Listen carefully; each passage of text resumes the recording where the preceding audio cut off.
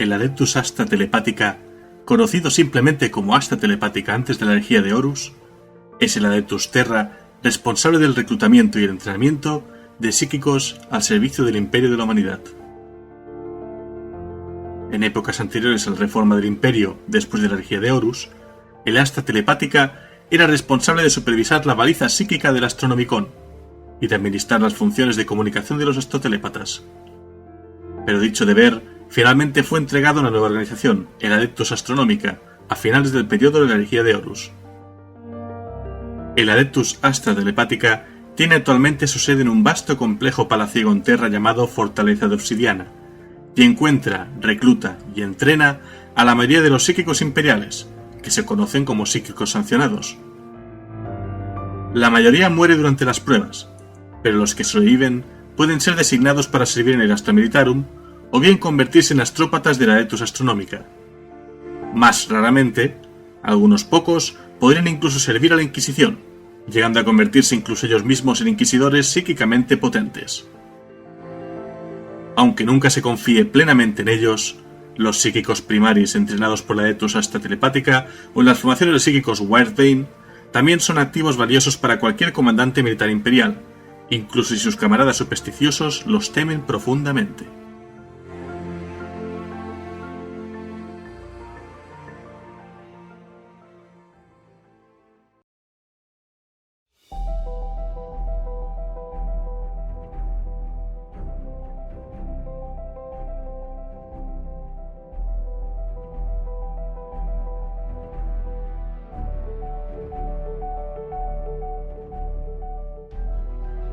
Un saludo y bienvenidos a la Biblioteca de Tisca, vuestro podcast de trasfondo de Warhammer 40.000 en castellano. Os está hablando Helios, vuestro bibliotecario en jefe, y hoy en este programa número 87 os voy a hablar de los astrópatas. Como ya sabéis, este podcast puede escucharse en Spreaker Radio, iTunes, Evox, Spotify, Google Podcast, Castbox, Deezer, Podcast Addict, Podchaser y en la Audioteca. Y para cualquier crítica, idea o sugerencia, tenéis mis redes sociales. Facebook.com/biblioteca de Tisca, en Twitter el usuario @bibliotecatisca y en YouTube y en Steam las comunidades llamadas la Biblioteca de Tisca. Recuerdo también que tenemos un grupo de juego en Steam y un canal de chat de voz en Discord. Podéis encontrar el enlace, como siempre, en mi canal y también en los enlaces que dejo con los vídeos en YouTube. Y ya pasando a hablar de lo que toca hoy, del sumario de hoy, en este programa 87, nos queda este y un par más antes de acabar esta década de programas, digamos. Hoy toca hablar de los astrópatas. Es el organismo encargado en el Imperio de la Humanidad de hacer que los mensajes lleguen donde tienen que llegar, o al menos intentarlo. Porque como ya sabéis, no se puede concebir el Imperio de la Humanidad como una extensión continua de terrenos, sino como unos miles de mundos dispersos a lo largo y ancho de la galaxia, y cualquier tipo de comunicación, ya no solo la logística, sino la propia comunicación, pues es complicada, requiere un tiempo, las órdenes pueden tardar un tiempo en llegar, además pasan por la disformidad, con lo cual también pueden ser desplazadas en tiempo y espacio. Y bueno, esta gente, estos psíquicos sancionados, no encargados de la escolástica saicana, son los que se encargan de hacer llegar todas las órdenes, ideas, avisos y cualquier otro tipo de comunicación que sea necesaria. Voy a hablar de la historia, del establecimiento, de la comunión de las almas, de la escolástica saicana, un poco de todo, también de sus poderes, así que espero que disfrutéis mucho este viaje.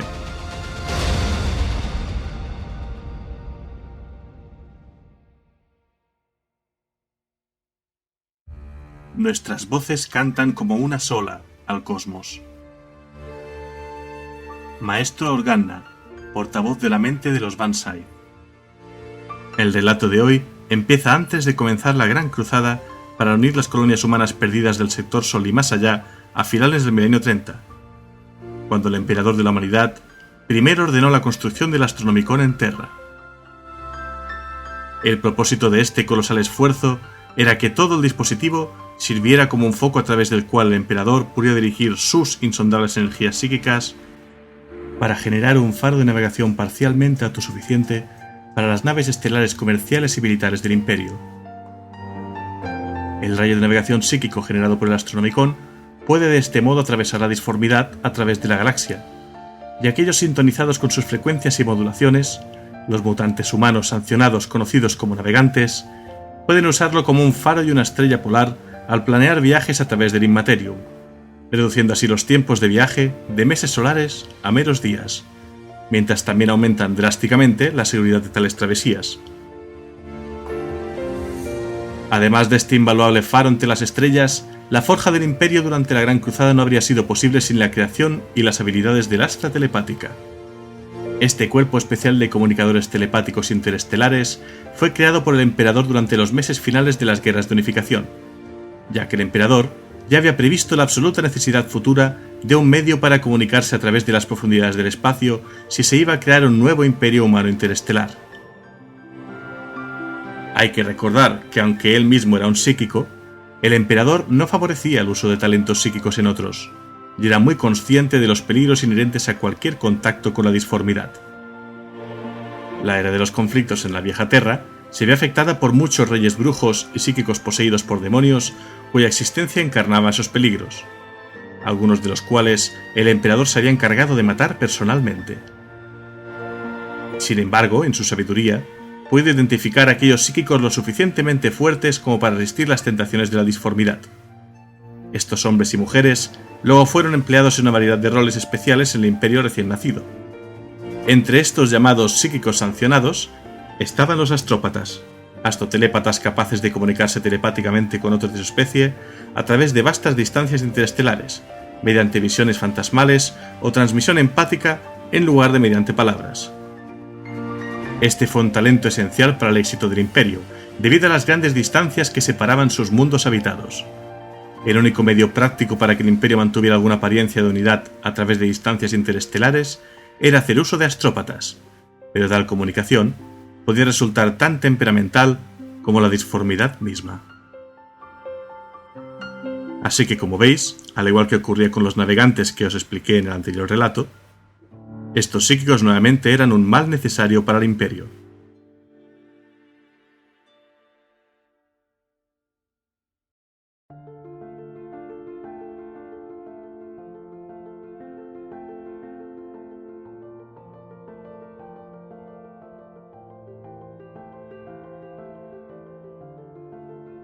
El cuartel general del Astra Telepática durante la Gran Cruzada y los primeros días de la herejía de Horus era conocido como la Ciudad de la Visión. Esta se construyó dentro de una sección del propio Palacio Imperial del Emperador, en las montañas del Himalaya. No había rastro de que alguien viviera en esa parte abandonada del palacio. Los psíquicos sancionados potenciales pasaron muchos años dentro de sus sombrías torres, aprendiendo cómo aprovechar sus habilidades para el mejoramiento de la humanidad. Mientras que otras regiones del palacio mostraban en su misma construcción celebraciones de la unidad forjada por la extensión del gobierno del emperador sobre toda Terra, los constructores de la Ciudad de la Visión parecían haber hecho todo lo posible para crear algo calculado para pesar sobre el alma. Es decir, más allá del dominio de los astrotelépatas, la arquitectura del palacio se elevó en glorificación de los logros de la humanidad. Su estatuaria se diseñó para recordar a la agradecida población de Terra todo lo que se había reconstruido a raíz de las terribles guerras mundiales, que casi habían arrastrado a la especie humana a la extinción. Pero nada de esto se podía encontrar en la Ciudad de la Visión. Más allá del umbral de la entrada principal a la ciudad, que se conocía como el Arco de Obsidiana, había un bosque de torres de hierro, desvanes sin luz y calles silenciosas. Las calles de las partes principales del Palacio Imperial, más allá del brillante arco negro, estaban llenas de vida como la masa vibrante y palpitante de la humanidad. Pero solo fantasmas solitarios con túnicas verdes con capucha poblaban las calles de la Ciudad de la Visión. Los estudiantes y adeptos de la Astra Telepática viajaban principalmente a través de una red de túneles y cruces excavados en la roca debajo de la ciudad. Muy pocos salían a la superficie si podían evitarlo, ya que la sensación de la luz del sol en su piel era solo otro recordatorio de lo que habían perdido. Las murallas de la ciudad y la roca bajo ellas también estaban cubiertas con cristales disruptores Psi, lo que la hacía, si cabe, aún más silenciosa. Viajar por la superficie era ruidoso para un astrópata. Estos eran inundados telepáticamente con el ruido de pensamientos indisciplinados, charlas al azar y emociones salvajes.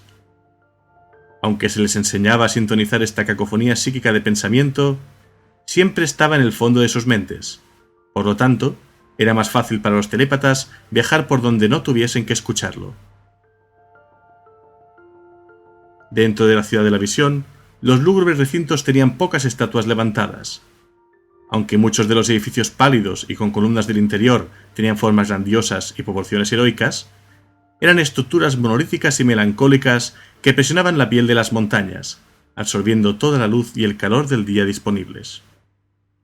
Un edificio notable dentro de la ciudad de la visión era la Galería de los Espejos, un enorme edificio parecido a una catedral a través de la cual pasaban los iniciados exitosos en su camino hacia las imponentes cavernas debajo de la ciudad.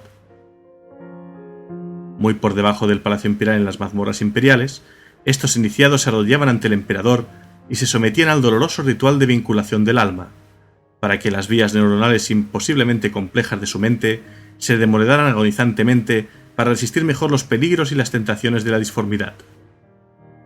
Se especula que los espejos estaban allí para darles a los aspirantes una última mirada a sus rostros antes de que los ojos les fuesen arrancados de las cuencas por una fuerza tan potente que estaba más allá de lo imaginable. Otra estructura notable era la Torre de los Susurros. Esta brillaba como un cálido entramado de luz plateada, aunque era una luz que existía más allá de la vista de la mayoría de los mortales. Sin embargo, a pesar de todo su resplandor, su brillo era eclipsado por completo por la ardiente lanza de luz del Astronomicon, que salía disparada de la montaña hueca hacia el espacio, como un faro interestelar para aquellas naves estelares imperiales que viajaran por las innumerables corrientes del Immaterium. La amplia cámara en el corazón de la Torre de los Susurros fue diseñada en forma de un gran anfiteatro, moldeado por los antiguos cognoscintos que levantaron la ciudad de la visión muchos miles de años estándar atrás, mucho antes incluso de que se construyera el propio Palacio Imperial. El conocimiento inigualable de esa secta sobre la arquitectura sintonizada psíquicamente se había ganado con esfuerzo en una era de devastadoras guerras psíquicas, olvidada hace mucho. Pero sus artes habían muerto hacía mucho tiempo, y la habilidad de crear estructuras tan resonantes había muerto con ellos. En medio de los pasillos mentales ennegrecidos de la ciudad de la visión, la Torre de los Susurros podía llegar más lejos a los abismos del espacio entre las estrellas, utilizando miles de astrópatas de alto rango sentados en niveles cada vez mayores para agudizar el enfoque de su conciencia gestáltica. A través de la columna central de la Torre de los Susurros subía una larga escalera de caracol que conducía al ala superior que albergaba la oneirocrítica Alquera Mundi, la gran biblioteca de los sueños de la ciudad de la visión. Altísimos estantes, que se alzaban cientos de metros en el aire, llenaban las secciones de la oneirocrítica Alquera Mundi, y montones de gemidos irradiaban desde el eje central, llenos de textos interpretativos, de diarios de sueños, de registros de visiones y de los muchos libros de imágenes astropáticas comunes. Cada visión recibida y enviada desde la ciudad de la visión se almacenaba dentro, un registro completo de la comunicación que pasa entre Terra y la galaxia más amplia. Decenas de astrópatas encorvados vagaban por estas pilas como fantasmas verdes, buscando aclaraciones por una visión, mientras que los telépatas mayores añadían símbolos recién aprobados a la biblioteca, siempre en constante crecimiento. El nivel más bajo de la Torre de los Susurros era el nivel de los noviciados. Esta cámara fue excavada en el lecho rocoso de las montañas y revestida con baldosas de cerámica de color verde botella. Daba la sensación de ser una cámara médica, y varias puertas cerradas con llave conducían a lo más profundo de las entrañas de la torre. Algunas de estas puertas eran el acceso a las bibliotecas de los novicios, donde las nuevas incorporaciones a la torre aprendían taquigrafía astropática, símbolos comunes y los mantras básicos del nuncio. Otras puertas conducían a las celdas de los novicios, algunas a instalaciones comunales para comer y otras abluciones, y el resto terminaban en cámaras de aislamiento herméticamente selladas. No todos los que navegaban por estos pasajes eran ciegos, y del techo de ladrillos aún colgaban globos simples de lumen en bucles enlazados de cable de latón. A lo largo del extenso pasillo que conducía a las celdas de los novicios, había puertas reforzadas que indicaban su longitud, cada una marcada con un número y un nombre. Cada celda marcada era donde dormía, meditaba, lloraba un iniciado de la escolástica saicana. El interior de estas celdas estaba vacío y desprovisto de cualquier cosa que pudiese indicar quién había vivido allí antes. Esto era sensato, ya que cualquier sensación persistente de un ocupante anterior influiría en el sueño de un iniciado. Por lo general, una cama yacía a lo largo de una pared, con un simple baúl en la base.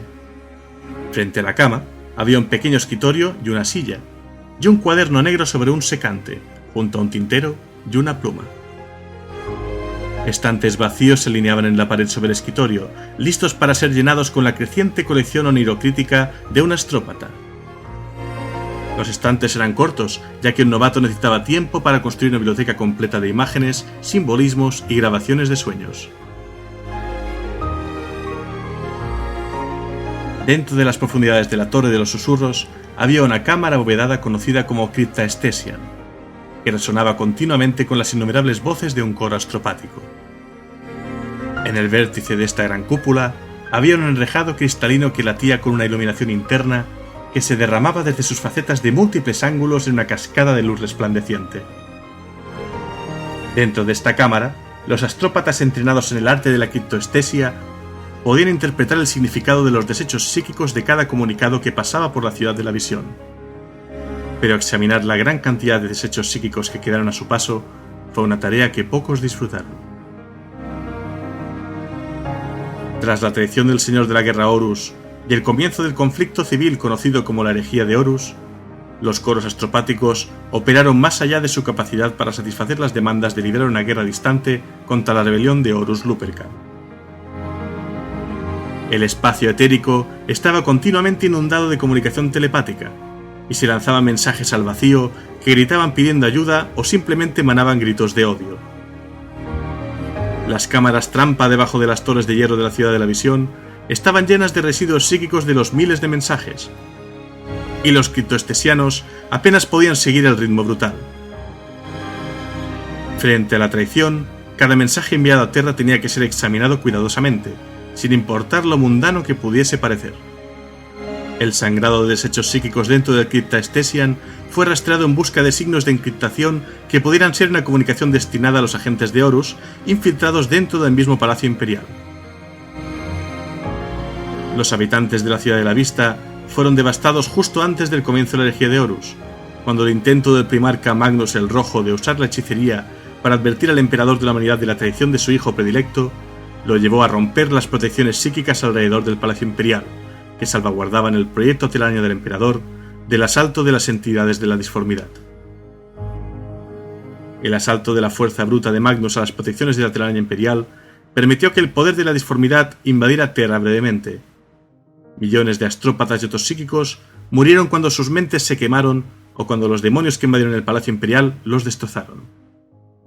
Tormentas disformes en miniatura consumieron asentamientos enteros y estructuras aplastadas en todo el mundo. Acerca de las protecciones que tenía la Ciudad de la Visión, esta estaba custodiada por los Centinelas Negros. Tras el gran cónclave imperial en Nicaea en el año 1 del milenio 31, el emperador había establecido nuevas restricciones con respecto al uso de psíquicos dentro del imperio.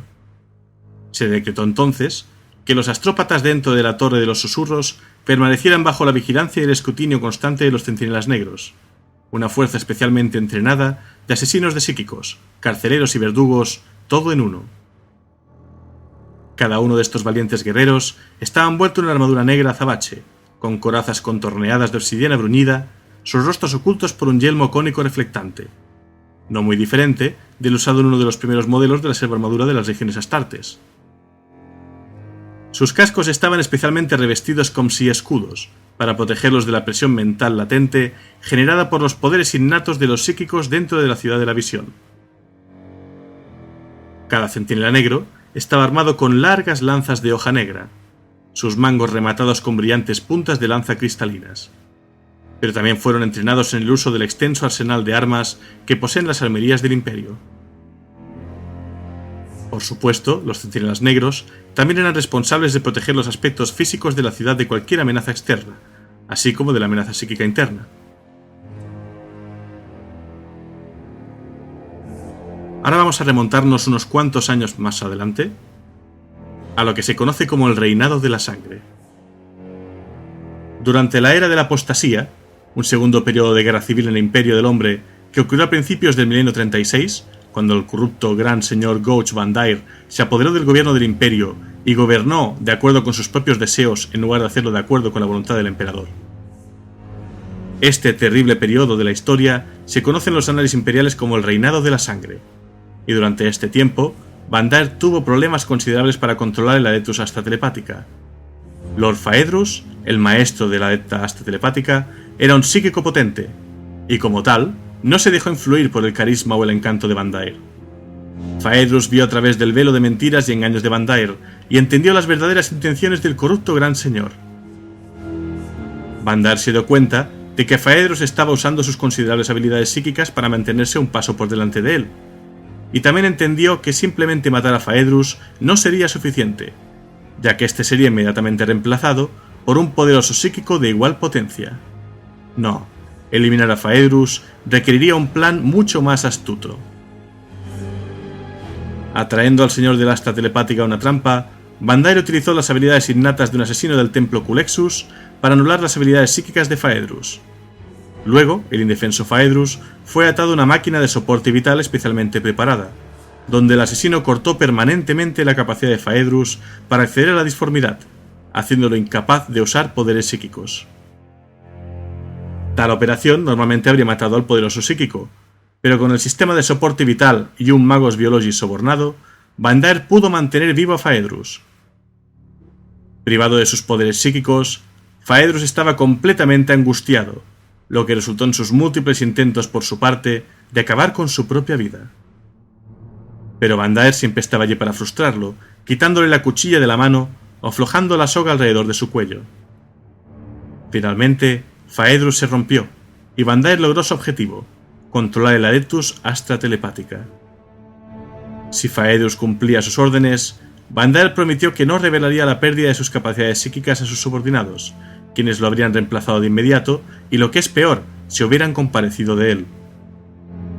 Con su poderosa posición en peligro, Phaedrus tenía pocas opciones en el asunto y accedió a todas las demandas heréticas de Vandair.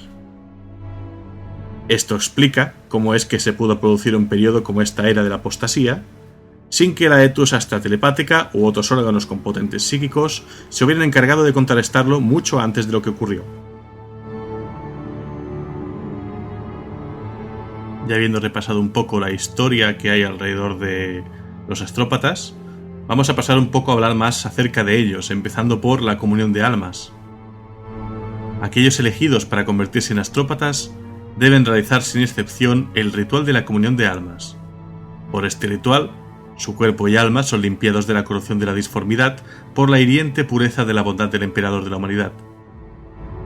Tras meses de preparación a base de ayuno, oración y preparación ritual, los psíquicos elegidos son introducidos en la cámara más profunda del Palacio Imperial, en procesiones de 100 cada una.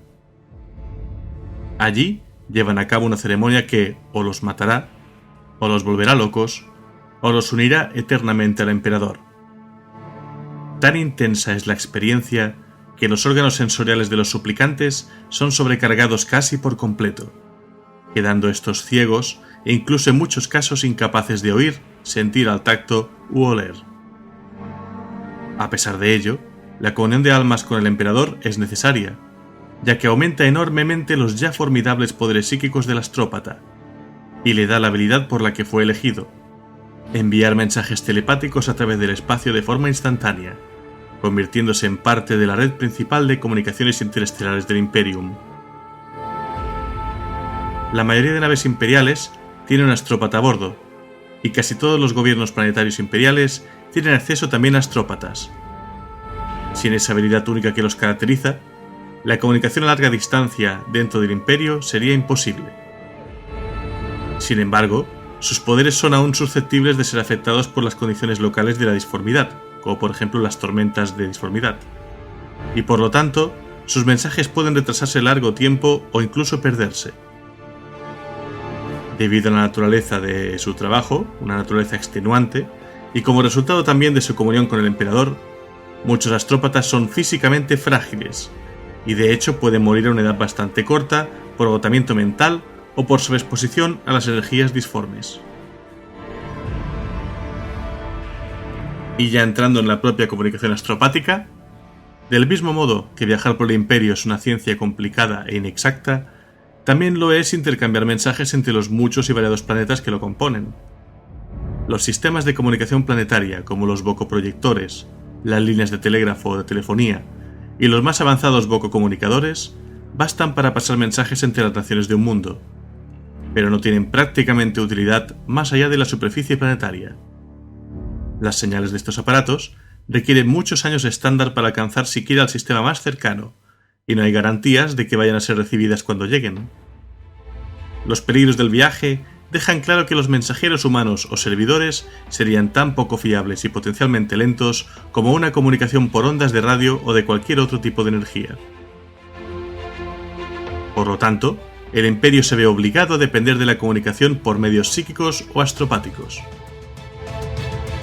Los astrópatas se comunican con símbolos e imágenes icónicas, proyectando los mensajes a través de vastas distancias del espacio mediante energía psíquica extraída de la propia disformidad. Este proceso es normalmente agotador y requiere de rituales y concentración para mantener al psíquico dentro del marco mental correcto. Estos pueden tomar muchas formas, tales como el uso del tarot del emperador, visiones, escritura automática, trances, sesiones de espiritismo, etc. Los astrópatas gaolistas de Reading, por ejemplo, pasan muchos años grabando sus mensajes en hojas de hierro cuidadosamente iluminadas, y después destruyen la obra de arte con una rueda pisonadora gigantesca cuando están listos para transmitir la información. Se dice que el dolor de aniquilar una obra muy amada produce mensajes psíquicos de claridad incomparable. Estos mensajes son recibidos por otros astrópatas de diversas maneras. Algunos aparecen como sueños vagos y preocupantes, mientras que otros lo hacen con visiones o portentos místicos. Y otros aparecen dentro de cualquier método ritual o técnica de adivinación que el psíquico receptor practique. Así, el aviso de una invasión orca podría aparecer como una brillante imperfección en las entrañas de un pez, como una amenazante nube de humo, como orificios sangrantes o como una preocupante combinación de runas o sellos en una matriz holográfica. Los mensajes astropáticos no solo deben ser transmitidos de un astrópata a otro, sino que además deben ser decodificados. Cada astrópata usa símbolos ligeramente diferentes del resto, y tienen un estilo o sabor preferido. Algunos mensajes llevan semanas de revisar viejos tomos de augures y simbolismos antes de que puedan ser reconstruidos, aunque los mejores astrópatas pueden hacer esto palabra por palabra. Debido a la naturaleza de estos mensajes, algunos permanecen en el misterio para siempre. Otros son recibidos en el extremo incorrecto de la galaxia y deben ser reenviados a otros sistemas que estén más cerca del punto de destino original. Y algunos mensajes simplemente no llegan al receptor deseado o son malinterpretados drásticamente por el camino. Además, hay otro problema, que es que hay demasiado pocos astrópatas. La mayoría de mundos, especialmente aquellos con poca población o en los bordes del Imperio, no tienen ningún astrópata, y deben confiar en las raras visitas de los capitanes cartistas o de los censadores del Administratum para contactar con la galaxia. Por esta razón, el Adeptus Terra responde lentamente a cada suceso del Imperio, incluso aquellos lo bastante importantes como para atraer la atención de su vasta y poderosa burocracia. Por todo ello, en la mayoría de mundos, el Imperio siempre se siente distante. En cuanto a la organización de los astrópatas, el Adeptus Astra Telepática del 41º milenio se divide en un cuerpo de reclutamiento, la Liga de las Naves Negras, y un cuerpo de entrenamiento, la Escolástica Saicana. Estos dos departamentos de la Adepta están unidos bajo el liderazgo del señor del Adeptus Astra Telepático y su consejo asesor de varios cientos de altos funcionarios extraídos de sus dos divisiones. Vamos a empezar hablando del primer organismo, la Liga de las Naves Negras. Mis ojos fueron un pequeño precio a pagar por lo que puedo ver ahora.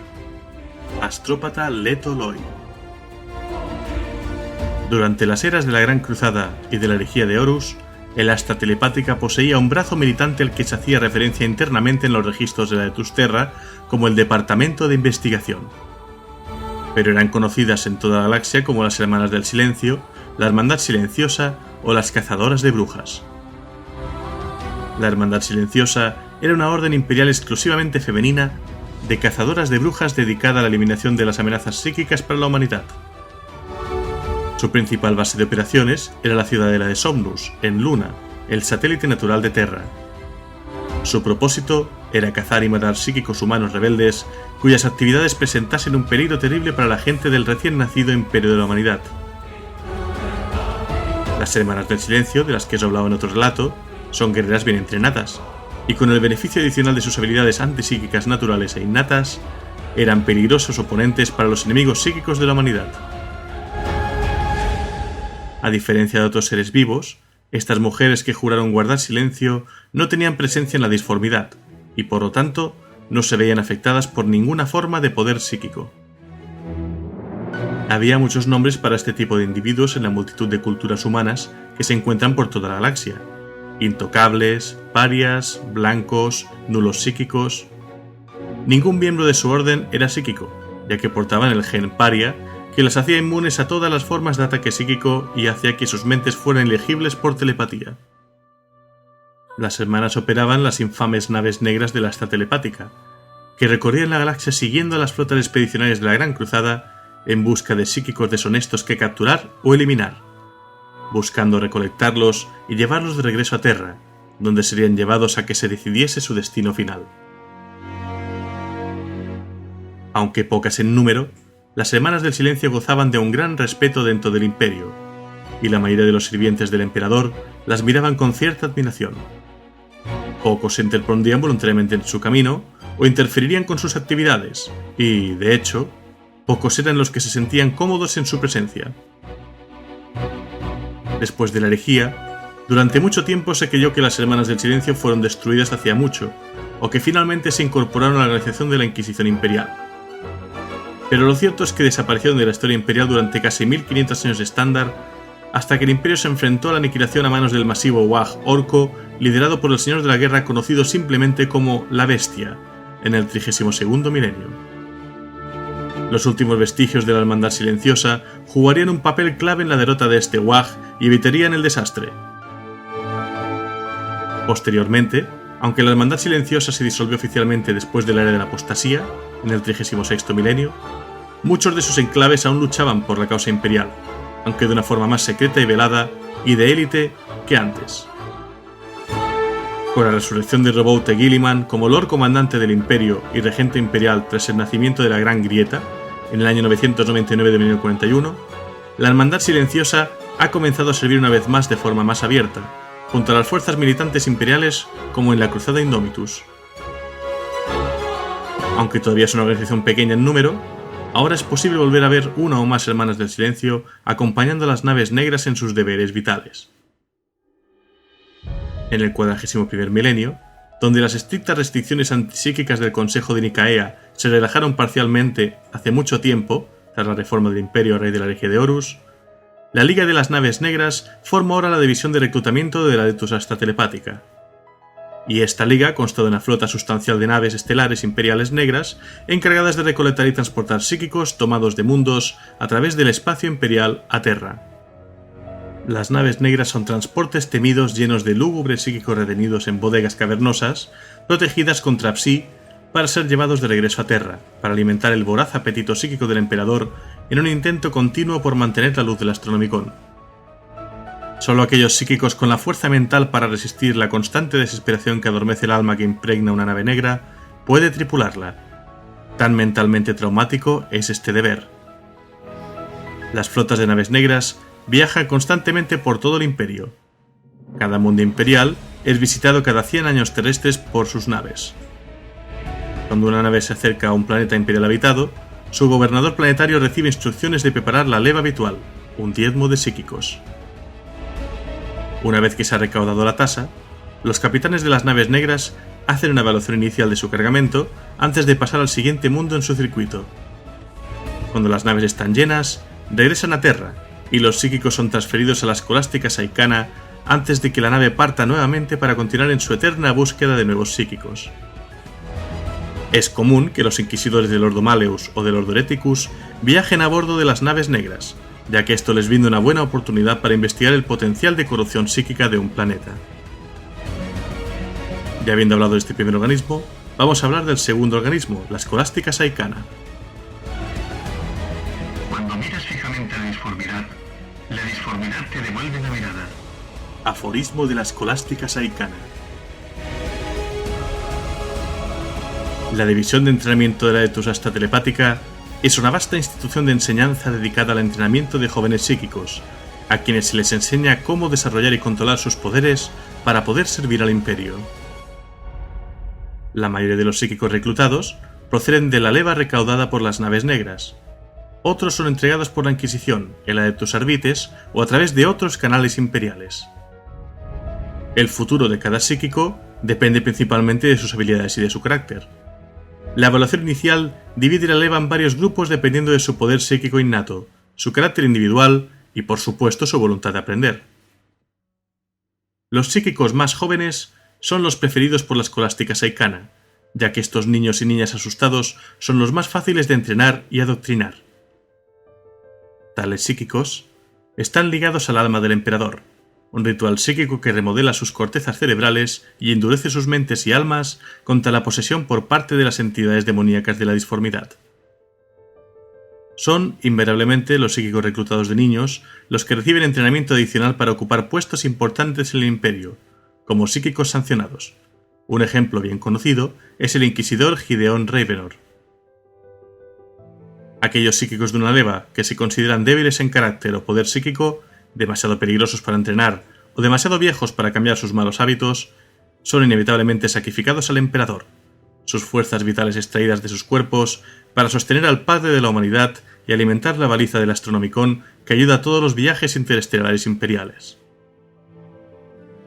El primer rango de psíquicos, conocidos como psíquicos primarios, son aquellos cuyos poderes y fuerza de carácter son suficientes para resistir la posesión y la corrupción demoníaca en circunstancias normales, y son los elegidos para servir al Imperio en las más altas capacidades. Después de recibir 5 años terranos de entrenamiento básico en la escolástica, estos son enviados para recibir más entrenamiento y servicio en otra organización imperial, dependiendo de dónde se considere que sus habilidades son las más adecuadas. Los más jóvenes pueden ser adoctrinados en los marines espaciales como bibliotecarios de un capítulo. Algunos pueden ingresar en el Astra Militarum para comenzar su entrenamiento como psíquicos primaris de combate.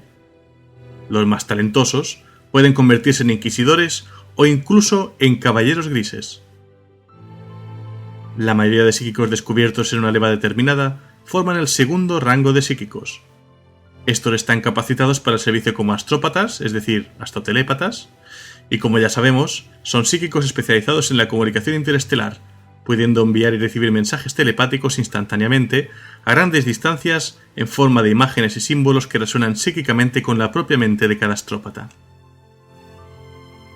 Los astrópatas realizan una de las tareas más vitales del Imperio, pues la telepatía es el único medio práctico de comunicación interestelar instantánea en el Imperio de la Humanidad que se extiende por toda la galaxia.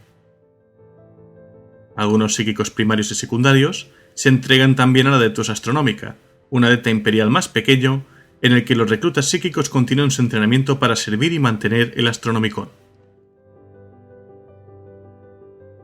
Y ahora vamos a pasar a mencionar algunos de sus poderes, como ya hice con los navegantes en su día. Listo los siguientes. Vinculado al más alto poder.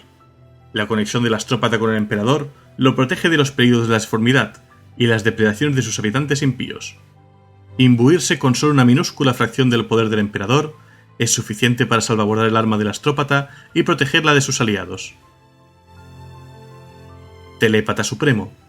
El astrópata es un poderoso psíquico y también un maestro de los poderes mentales.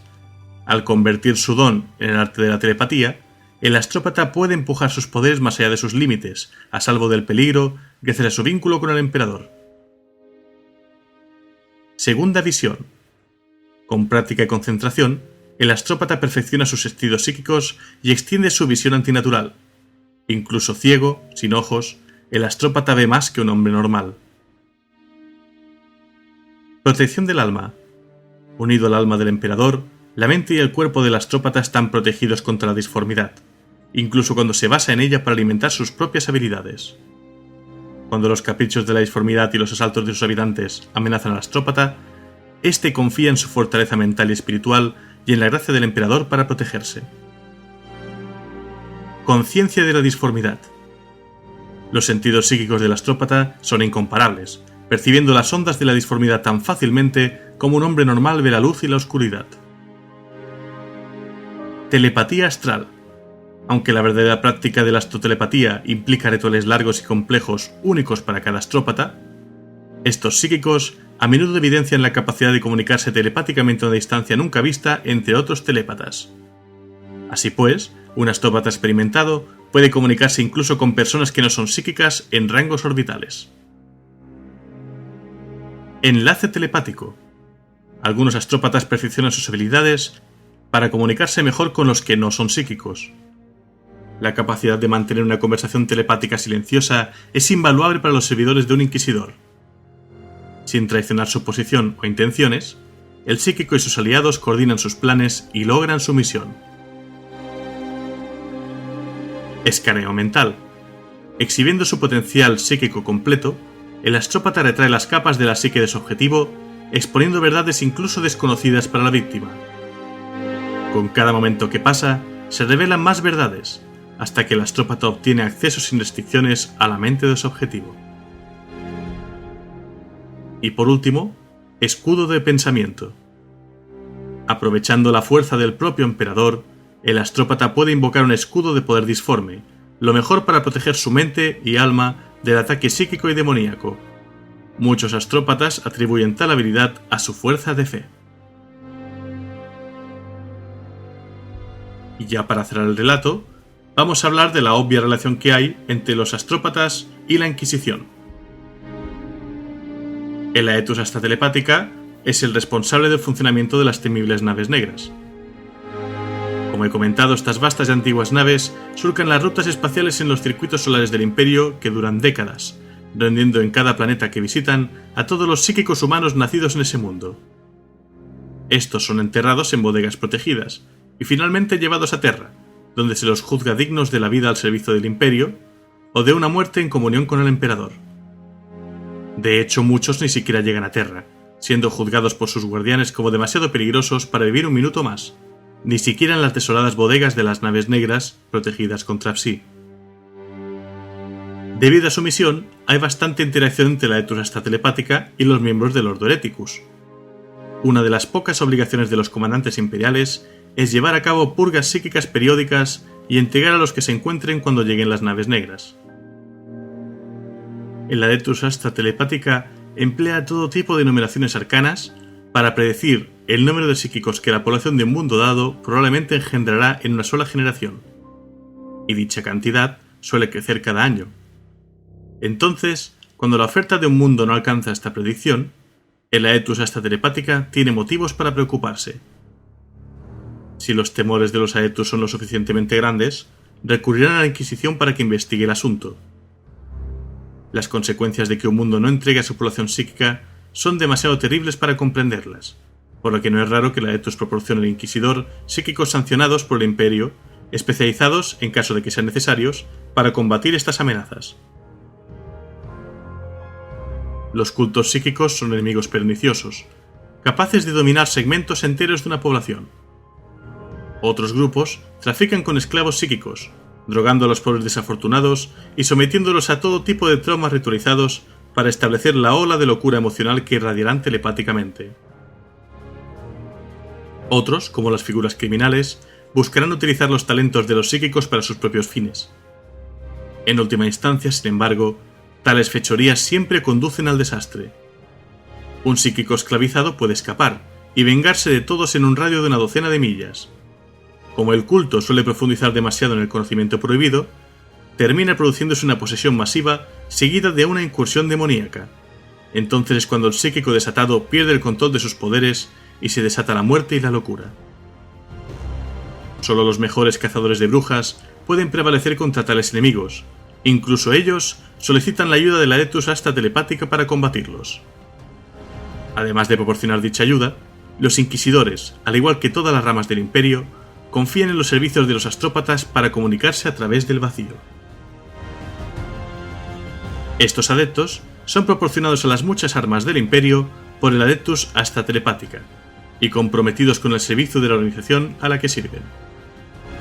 En el caso de la Inquisición, el que nos ocupa, muchos inquisidores prefieren mantener los servicios permanentes de un astrópata de confianza, para que sus comunicaciones permanezcan seguras e incorruptas por las acciones de sus rivales y enemigos, dentro y fuera de la Orden. Otra razón de los vínculos relativamente estrechos entre estas dos organizaciones es que un gran número de inquisidores están de hecho dotados de poderes psíquicos, y por lo tanto fueron entrenados en su uso por los adeptos del Hasta Telepática. De hecho, tales inquisidores deben sus propias vidas a tales adeptos, ya que podrían haber sido juzgados como indignos de la vida o como demasiado débiles para controlar sus poderes, o consignados a la Adeptus Astronómica. Por todo ello, no es raro que los inquisidores sirvan a bordo de las naves negras y que sean testigos de primera mano de los métodos que utiliza la Adeptus para suprimir y controlar sus cargas. Al llegar a un mundo, el inquisidor puede prestar su ayuda en la recolección de la matanza, para asegurarse de que no se detenga ningún psíquico y para asegurarse de que el emperador reciba lo que le corresponda. Y como último detalle, voy a explicar cómo lucen, cómo es la apariencia de estos astrópatas en el universo de Warhammer 40.000. El uniforme de un astrópata suele ser una túnica o hábito con capucha y un cinturón. Guardan sus pertenencias personales en una bandolera, a menudo decorada con adornos y motivos religiosos. El verde, o cualquier variación del mismo, es el color que simboliza la pertenencia al estado del astrópata. A pesar de esto, se han conocido otros colores, como las túnicas color rojo anaranjado de Allen el Vidente. Si os dais cuenta, en el relato acerca de la Ciudad de la Visión, el verde está muy presente incluso en la propia arquitectura. Como resultado del ritual de la comunión de almas, los astrópatas son, por regla general, ciegos. Su ceguera puede afectar a sus ojos de diferentes maneras, desde inquietantes globos blancos hasta cuencas vacías con cicatrices. Algunos astrópatas sin ojos usan hemisferios oscuros de Plansfex para cubrir sus cuencas oculares vacías. Incluso si soportan los riesgos de la disformidad gracias al ritual de la comunión de almas, los astrópatas a menudo acaban locos, ya que están sobreexpuestos a visiones espantosas y viven atormentados por espeluznantes presagios sobre el futuro, por lo que aparecen como miserables atormentados al borde de la perdición.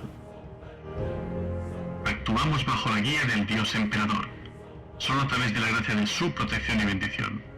No tienes autoridad para cuestionarnos. Últimas palabras de la astrópata Veila Train al inquisidor Frankel.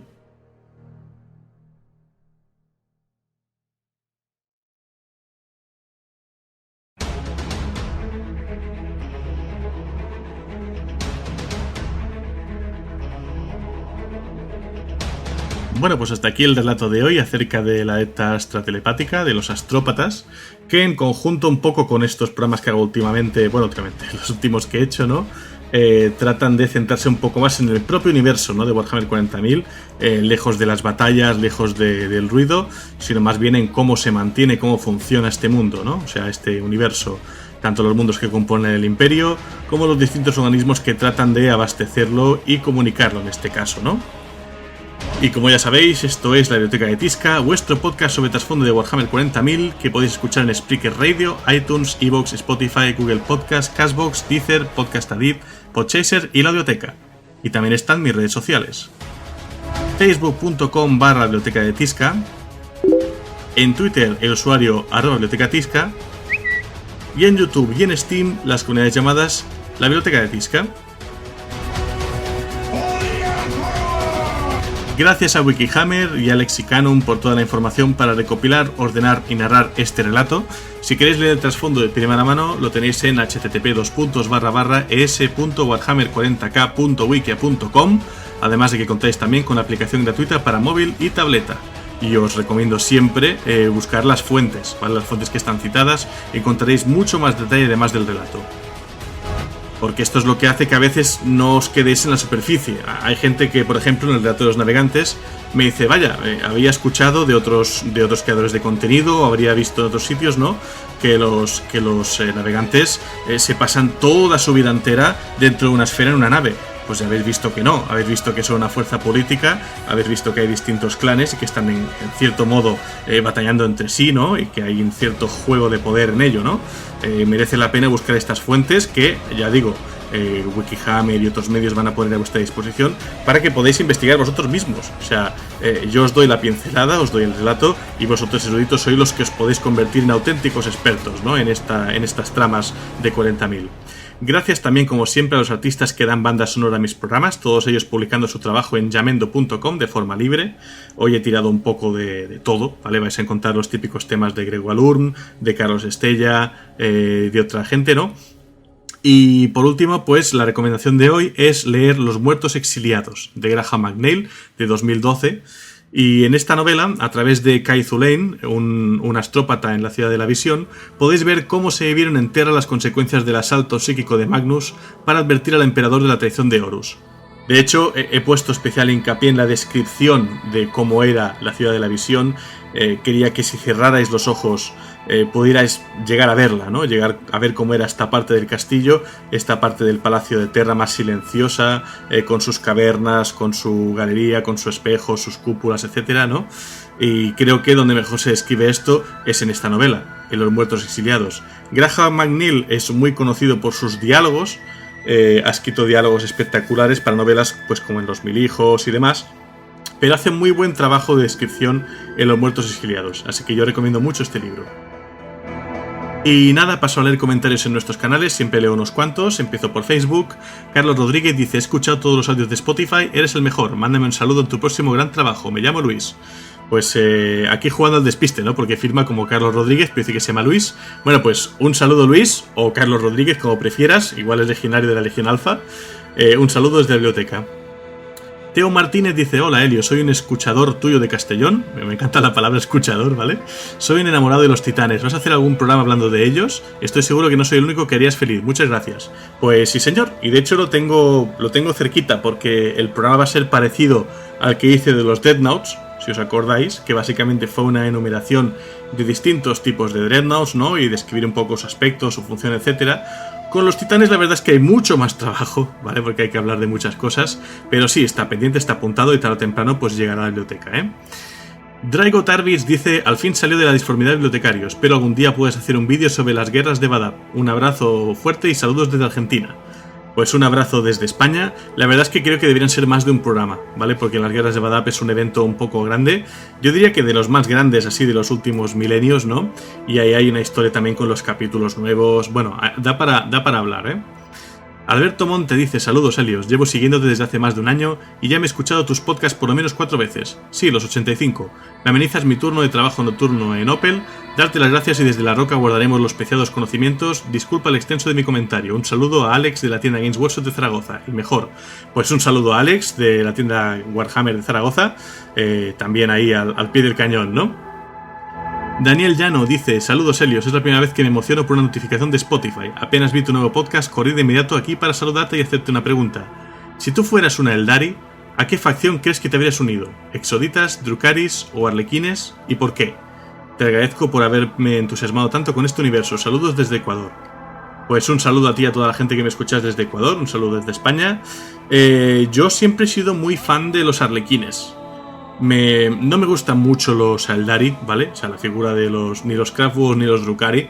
Pero los arlequines, como están envueltos en esta mística, ¿no? En este silencio, el hecho de que no hablen, de que su manera de batallar sean las propias coreografías, el propio baile que tienen, ¿no? Y luego figuras poderosas, ¿no? Como la del bufón de muerte o la del solitario, a mí me alucinan. De hecho, hace muchos años, a través de un juego de estos tontos que sacaba Games Workshop, ¿no? Que juntan unas cuantas minis con unas reglas y sacaban un juego, pues sacaron uno que se llamaba Gangs of Comorragh, que era una especie de juego de batallas de motos al estilo Akira, ¿no? Motos callejeras y tal, pero ambientado en Comorragh, ¿no? O sea, ciudad con agujas, guerras entre bandas Drukhari, etcétera. Y me acuerdo que con la tontería, pues claro, te venían motos de los Eldari, te venían Hellions de los Drukhari, y en las revistas de White Dwarf ampliaron las reglas, incluyendo reglas para arlequines. Y yo me acuerdo que me pillé la nave de los arlequines para poderla jugar y acabé haciéndome un kill team de arlequines, y me parecen miniaturas preciosas. Ojalá tuvieran más miniaturas, porque siempre hay que jugarlos, ¿no?, un poco en sopa, o eso, o llevas 500.000 miniaturas iguales. Pero la verdad es que es una facción que me gusta mucho, así que sin duda, de lo que me has dicho, seguramente sería Arlequín. Paso a Twitter. Christmas Clicker dice: los navegantes son Gante que van a bordo de la nave. Pues sí, son los navegantes, ¿no? Kike dice: un enganchado a tu podcast por aquí. Ahora que hablas de navegantes, ¿recuerdas si algún episodio de los tuyos se centra en Rogue Traders? Pues, Kike, los dos anteriores al capítulo de los navegantes habla de comerciantes independientes, de Rogue Traders. En uno me centro más en su propia figura y en el segundo hablé un poco de los tipos, ¿no?, los arquetipos que había de Rogue Traders y cómo se relacionaban con los demás, ¿no? The Catnip Prince of Crime dice: hola, biblioteca de Tisca.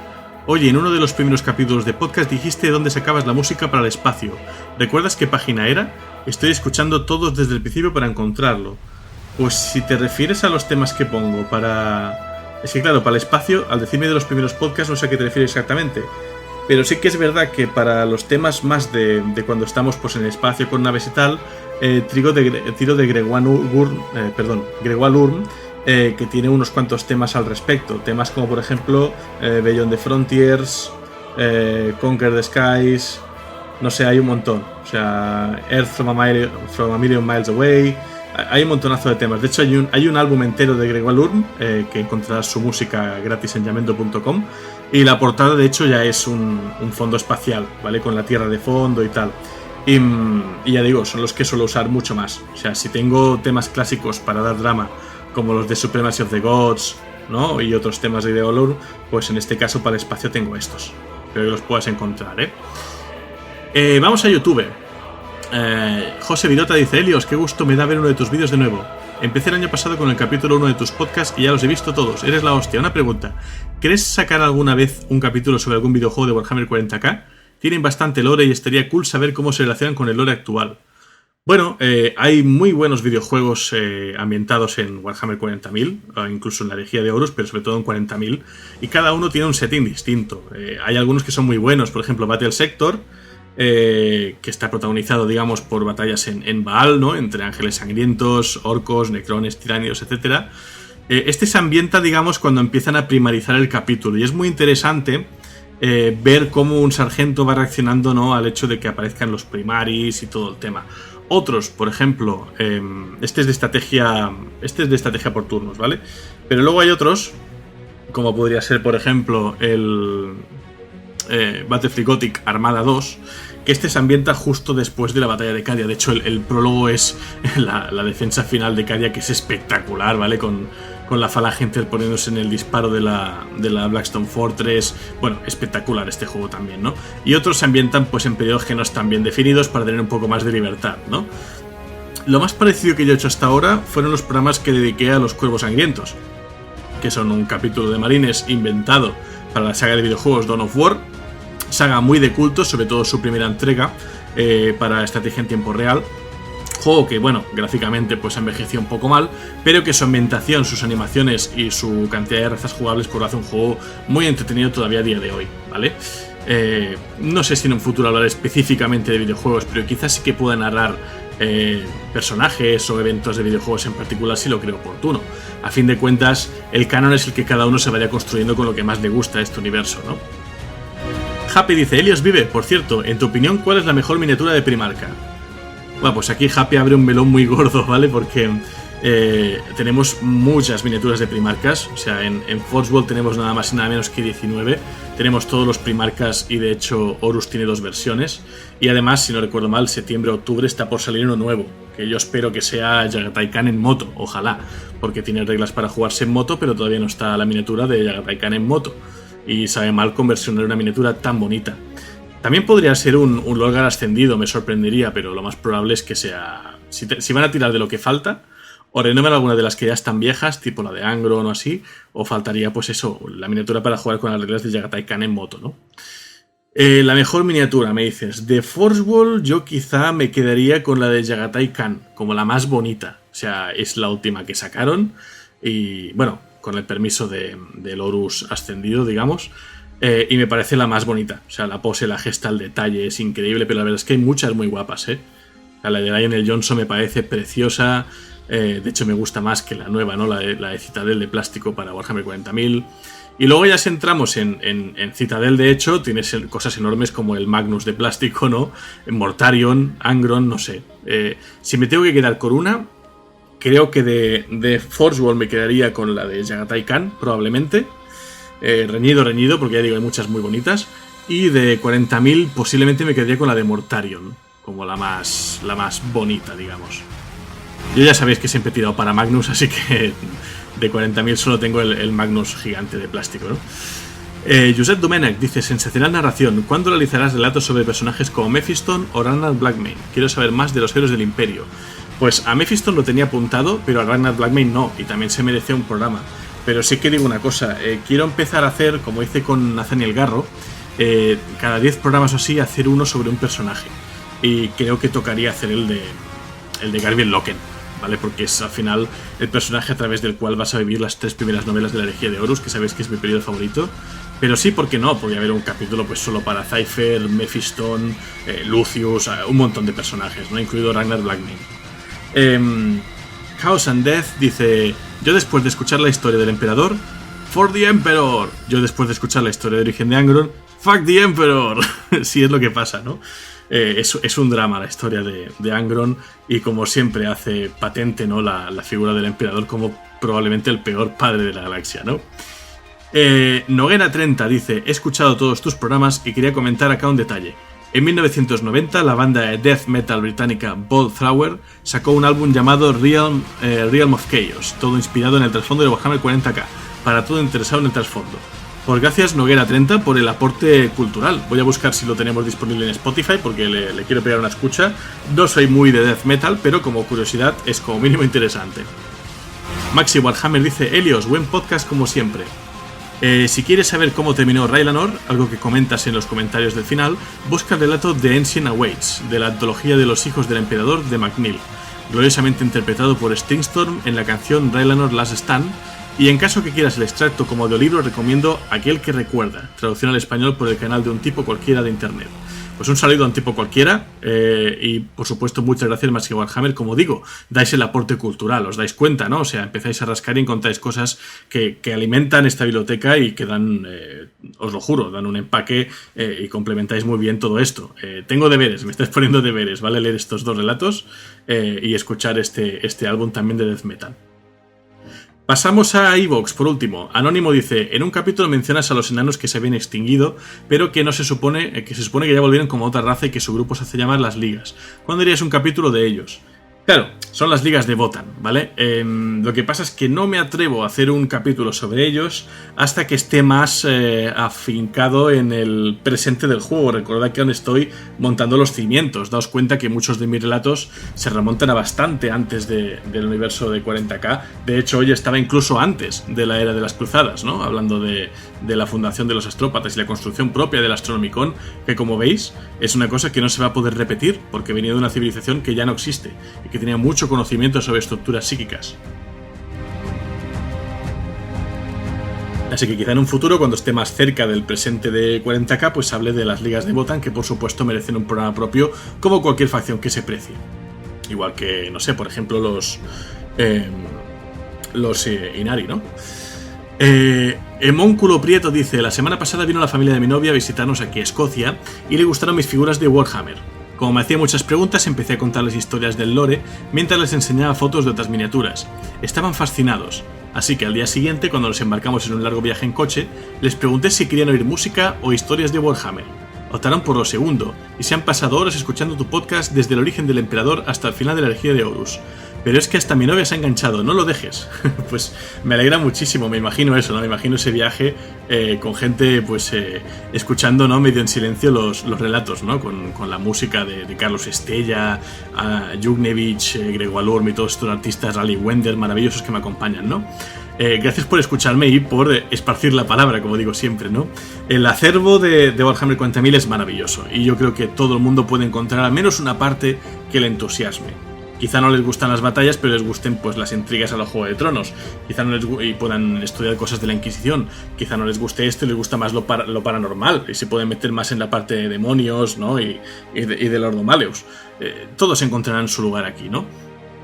Joren dice, otro gran programa del Gran Bibliotecario. A veces revisito tus podcasts, bien uno tras otro, alguno suelto, y siempre me da pena que no hayas podido dedicarle más tiempo, pero realmente creo que es una forma errónea de enfocarlo. Tenemos lo que tenemos y podríamos no tener nada. Y lo que tenemos es estupendo. Así que me contento con la biblioteca que hay, que no es poca para nada, y lo que está por venir, así como saber que sigues ahí, aunque no es al ritmo insaciable que a algunos nos gustaría. Muchas gracias por tu curro, mucho ánimo con el duelo y no tengas ninguna duda de que desde las estrellas te escucha y espera. No pidas disculpas por el pequeño homenaje. Es cierto que te conocemos poco y me parece una forma buena de llevar un podcast, pero creo que todos los que te llevamos años siguiendo, y los recientes también sin duda, han sentido aunque sea infinitésimamente tu pérdida. Pues muchas gracias, Joren. Yo lo veo igual que tú. Es decir, he estado construyendo esto y es verdad que por supuesto no tengo el ritmo de cuando estaba pues a medias de mi doctorado, ¿no? Y podía hacer un programa pues semanal o varios al mes. No tengo este ritmo, pero sí que es verdad que, hostia, miras atrás y dices 87 relatos, todos perfectamente acompañados con su música, dedicados a ciertos temas bien construidos y que ahora pues me alegro de que poder revisitar, ¿no? Y bueno, yo sigo pagando mis dominios para que todo esto siga disponible, es decir, vais a tener siempre todos los programas, desde el primero al último, disponibles, libres, gratis y en distintas redes, ¿vale? O sea, mi objeto no es otro. O sea, mi objeto es crear contenido para que el que quiera aprender más tenga una primera pasada por mi canal y luego, pues lo que digo, se anime a entrar en Wikihammer, en leer las novelas, en buscar los relatos, en visitar otros creadores de contenido, etcétera. Que no se quede solo en la superficie, ¿no? Que no se hable solo de lo que está ahora en movimiento. Hay muchos canales que se dedican a esto, ¿no? A las novedades o sacar vídeos de lo que ahora está en boga. Hostia, ¿por qué no hablas del león? ¿Por qué no hablas de no sé qué? Porque ya llegará. No tengo ninguna prisa. Tengo un iceberg entero que ir desenterrando, ir procesando e ir extrayendo pues los trocitos de hielo cada vez, ¿no? Y muchas gracias, por supuesto, a toda la gente que me mandó su pésame, ánimos, compañía, de verdad. Sois los mejores y me enorgullece tener la comunidad que tengo. O sea, una comunidad para nada tóxica, constructiva, que disfruta de los programas, que ayuda a mejorarlos y que los adereza además dando estos datos que acompañan y que al final pues nos ponen deberes tanto a mí como al resto de eruditos de la comunidad. Tamats dice, hola Helios, felicidades por tu trabajo, tengo un poco más de un año escuchándote y al final me puse al corriente. Sabía de los navegantes, pero desconocía el trasfondo tan profundo. Tengo una pregunta, sé que no te gusta que salgan primarcas, pero ¿crees que Workshop saque otro primarca? Si sí, ¿cuál especulas tú que sea el próximo? Saludos desde San Luis Potosí, México. Dato curioso, México, al ser una palabra en nahuatl, perdonad la pronunciación, lo voy a pronunciar todo en español, me disculpáis si lo digo mal, dice, se pronuncia México. Sin embargo, para el tiempo de la conquista de la colonia, el fonema SH había caído en desuso en el castellano. Debido a esto, la X pasó a ser J, de ahí que ahora se pronuncia México. La palabra proviene de Metli, luna, y Chicli, ombligo o centro. Literalmente significa el ombligo de la luna. Por otra parte, también el país lleva ese nombre porque los aztecas se autodenominaban mexicas, actualmente se denominan nahuas. Espero no haberme extendido mucho, soy antropólogo y estos temas me apasionan. Te envío un fuerte abrazo en estos momentos difíciles. Pues muchas gracias por el aporte y por la masterclass pequeña sobre esto. Siempre es bueno conocer. Lo que pasa es que por desgracia el lenguaje escrito pues a veces pierde esto, ¿no? No sé si vosotros aspiráis un poco más la H, igual decís nahuatl en lugar de nahuatl, no lo sé. Pero bueno, en cualquier caso... por supuesto, yo pronuncio las cosas como las sé, no me culpéis por esto, ¿de acuerdo? Es puramente desconocimiento. Ya os tengo a vosotros, por suerte, para corregirme y, como digo, para dar el aporte cultural, ¿no? Y por último, Outlaw Belmont dice, muy buenas, bibliotecario jefe. Esta es mi primera vez comentándote desde que comencé el increíble viaje de tu bienaventurada biblioteca hace unos 2 meses. Y solo puedo... deshacerme en elogios por lo que estás creando. Nunca he sido una persona que le gustasen los podcasts y tú has conseguido engancharme a ellos con tu narrativa y cercanía. Además de Warhammer 40.000, es un mundo al cual siempre he querido meterme, pero abrumado nunca lo hice. Pero gracias a tus episodios he conseguido meterme de cabeza y actualmente me encuentro mirándome un ejército de soritas y salamandras. O caballeros grises, estoy indeciso. Tan solo me he saltado los 3 episodios de la herejía de Horus y el episodio de Hell Reach, puesto que tengo las novelas y prefiero leerlas antes de disfrutar de tus programas. Hostia, no tengo conciencia de haber hecho yo un programa de Hellreach. ¿Seguro que iba de eso? Bueno, no me suena, ¿eh? Igual lo mencioné hablando de orcos y tal, pero no me quiere sonar yo haber hecho un programa sobre Hellreach. Dice, también quería darte mi más sentido pésame, hermano. Las pérdidas siempre son dolorosas y nunca se llegan a superar del todo. Son cicatrices que cargamos como amuletos recordatorios, pero del cual debemos estar orgullosos y felices del tiempo vivido juntos. Muchísimas gracias por tu servicio y deseoso estoy por los episodios venideros. Antes de despedirme me gustaría pedirte si fuera posible que le mandases un saludo a mi prometida Raquel Reina, a la cual estoy intentando enganchar. No está siendo muy difícil, tiene predisposición. Dicho todo esto, me disculpo por el extenso comentario, un fuerte abrazo, un hermano desde el Prat de Llobregat y espero escucharte de nuevo pronto. Pues un saludo también desde aquí cerca, desde Girona, España, y por supuesto un saludo para ti, Outlive Belmont, y un saludo para tu prometida, Raquel Reina, a la que espero que hayas podido enganchar del todo. Ya me comentarás por qué te has decidido, si por Solitas, Salamandas o Caballeros Grises. La verdad es que los tres ejércitos me gustan. Si tuviera que elegir uno, probablemente elegiría el de Caballeros, que sí que es verdad que no tiene miniaturas muy nuevas, pero por trasfondo y por aspecto es uno de los que me ha gustado mucho. Y hasta aquí los comentarios de hoy. Sabéis que siempre dedico 10-15 minutos a leer un poco los comentarios que me parecen más oportunos. Gracias por acompañarme.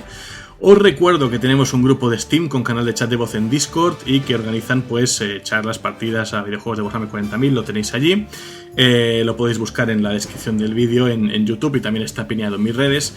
Y además anuncio que por iniciativa de mi colega Crazy Jules, también creador de contenido pues muy especializado en Warhammer 40.000 y que saca contenido prácticamente a diario, lo podéis encontrar en YouTube y creo que ahora se ha metido también en Twitch. Pues este señor ha tenido la iniciativa de crear un Discord que haga un poco de pasarela, de nexo, para que toda la gente que tenemos un Discord, aunque sea uno pues un poco descontrolado como es el mío, pero que al final estáis allí, ¿no? Pues podáis pasaros por ahí. O sea, el objetivo no es más que unificar comunidades, ¿vale? Vais a encontrar comunidades de otra gente, pues como por ejemplo de Crazy Jules, también está Macrack Project y también está intentando pues liar a más gente. Para eso, al final es para tener acceso a más y más y más gente que ame este lobby, ¿no? Y que pueda compartir pues todas sus perspectivas. En ese canal de Discord que se llama Bibliotecarios de Terra, vais a encontrar por supuesto los últimos vídeos que hemos publicado, los últimos contenidos que hemos creado todos nosotros. También hay un canal donde vais a ver pues contenido de otros creadores, ¿no? Que no están directamente aquí pero que lo recogemos. Al final, como digo, la idea es crear un nexo, ¿vale? Para unificar y conseguir sinergias entre todos nosotros. Tenéis el enlace también en la descripción del vídeo y lo publican en las redes para que el que quiera se pueda pasar por allá. Allá será bienvenido. Y nada, me toca pasar a despedir el episodio de hoy de la Biblioteca de Tisca, un programa pues de una horita aproximadamente, unos 50 minutos de relato, calculo.